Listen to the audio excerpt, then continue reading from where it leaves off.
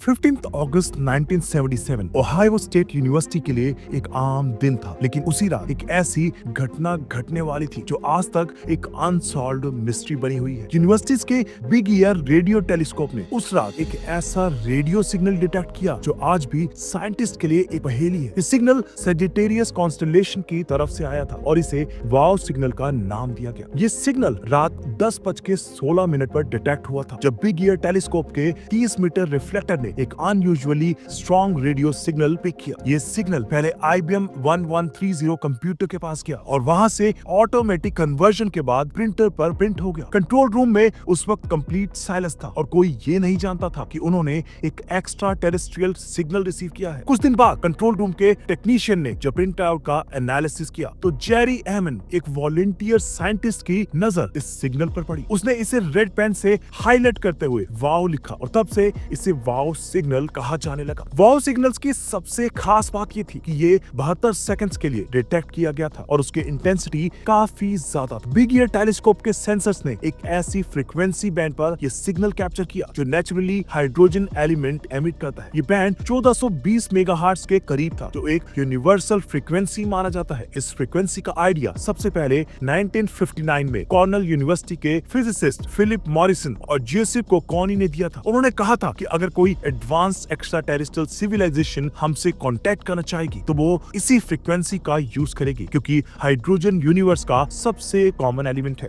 1973 में Ohio state university ने big year telescope को search for extra terrestrial intelligence के लिए डेडिकेट कर दिया। इसका मिशन था अर्थ के एटमॉस्फेयर के बाहर इंटेलिजेंट सिग्नल्स को डिटेक्ट करना। ये टेलीस्कोप अलग अलग रीजन्स ऑफ स्काई को स्कैन करता था और उन सिग्नल्स को रिकॉर्ड करता था जो किसी इंटेलिजेंट सोर्स से आए होते थे। 15 अगस्त की रात बिग ईयर ने एक ऐसे सिग्नल को डिटेक्ट किया जिसका पैटर्न और स्ट्रेंथ नॉर्मल कॉस्मिक सिग्नल से काफी अलग था। ये सिग्नल एकदम पावरफुल था और इसकी इंटेंसिटी के इंडिकेटर्स काफी यूनिक थे। सिग्नल का पैटर्न कुछ ऐसा था 6EQUJ5। ये कोड सिग्नल की इंटेंसिटी को दिखाता है। फॉर एग्जाम्पल 6 का मतलब है कि सिग्नल की स्ट्रेंथ मॉडरेट थी, E का मतलब स्ट्रेंथ और ज्यादा थी और Q का मतलब स्ट्रेंथ P पर थी। ये 72 सेकंड्स तक सस्टेन हुआ और फिर फेड हो गया। ये पैटर्न इतना यूनिक था कि इसे नेचुरली होने वाले कॉस्मिक इवेंट से जोड़ना मुश्किल था। वाव सिग्नल को लेकर आज तक कई हाइपोथेसिस दिए गए हैं। सबसे कॉमन हाइपोथेसिस ये है कि ये एक एक्स्ट्रा टेरेस्ट्रियल सिविलाइजेशन का मैसेज हो सकता है। अगर आप सोच रहे हैं कि ये सिग्नल एलियंस का क्यों हो सकता है, तो इसका जवाब दो की रीजंस में छुपा हुआ है। Number 1, 1420 megahertz frequency. ये हाइड्रोजन एमिशन लाइन पर था जो एक यूनिवर्सल फ्रीक्वेंसी है। अगर एलियंस हमसे कांटेक्ट करना चाहें तो ये एक आइडियल चॉइस होती। Number 2, unique pattern. Wow signal का स्ट्रेंथ और पैटर्न ग्रेजुअली इंक्रीज हुआ और फिर फेड हो गया। ये एक डेलिब्रेट सिग्नल का इंडिकेटर हो सकता है जो किसी इंटेलिजेंट सोर्स ने जनरेट किया हो। वाव सिग्नल के ओरिजिन पर कई थ्योरीज बनी हैं। कुछ लोगों का कहना है कि ये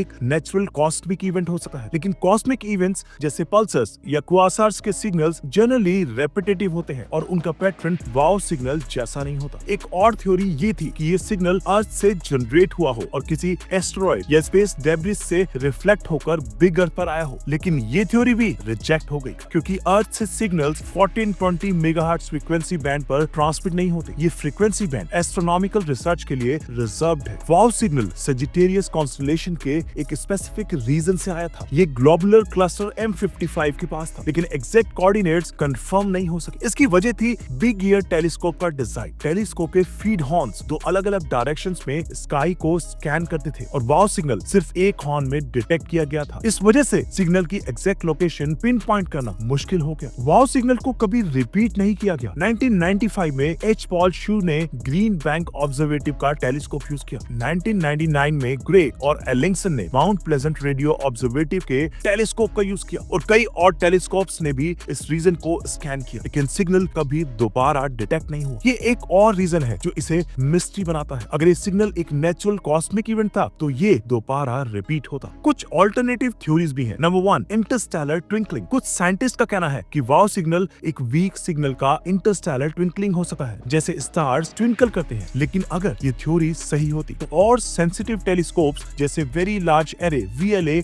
इसे जरूर डिटेक्ट करते। Number 2, man made interference. एक और थ्योरी ये है कि ये सिग्नल अर्थ पर बनाए गए किसी सैटेलाइट या इक्विपमेंट का था, लेकिन ये थ्योरी भी वीक है क्योंकि सिग्नल 1420 मेगाहर्ट्ज पर था जो मैन मेड ट्रांसमिशंस के लिए रिस्ट्रिक्टेड है। Number 3, natural hydrogen cloud. 2017 में एंटोनियो पेरिस ने कहा कि वाव सिग्नल एक नेचुरल हाइड्रोजन क्लाउड से आया हो सकता है जो दो कॉमेट्स के आसपास था, लेकिन ये थ्योरी भी वाइडली एक्सेप्टेड नहीं हुई। आज तक वाव सिग्नल एक अनसॉल्व्ड मिस्ट्री है। ये एक एक्स्ट्रा टेरेस्ट्रियल सिविलाइजेशन का डेलिब्रेट मैसेज था या एक नेचुरल कॉस्मिक इवेंट? इसका जवाब किसी के पास नहीं है। इस सिग्नल के बारे में रिसर्च लगातार चल रही है, लेकिन एक कंक्लूसिव एविडेंस अब तक नहीं मिला है। वाव सिग्नल के बाद सेटी मिशंस और एडवांस्ड हो गए हैं। आज के टेलीस्कोप्स बिग ईयर से ज्यादा सेंसिटिव है और भी गैलेक्सीज को मॉनिटर करते हैं, लेकिन वाव सिग्नल जैसा कुछ भी दोबारा डिटेक्ट नहीं किया गया। वाव सिग्नल एक यूनिक और फैसिनेटिंग मिस्ट्री है जो आज भी साइंटिस्ट के दिमाग में सवाल खड़ा करती है। ये सिग्नल एक्स्ट्रा टेरेस्ट्रियल लाइफ का प्रूफ था या एक रैंडम कॉस्मिक इवेंट? इसका जवाब आने वाले टाइम में शायद मिले। फिलहाल के लिए ये सिग्नल हमें इंस्पायर करता है कि हम यूनिवर्स के बारे में और ज्यादा सीखें और समझें। अगर आपको ये स्टोरी इंटरेस्टिंग लगी हो तो जरूर लाइक करें, शेयर करें और अपने दोस्तों के साथ डिस्कस करें। क्या आप मानते हैं कि यूनिवर्स में एलियंस हैं? हमें अपने थॉट्स कमेंट्स में जरूर बताएं। मिलते हैं अगली फैसिनेटिंग स्टोरी में।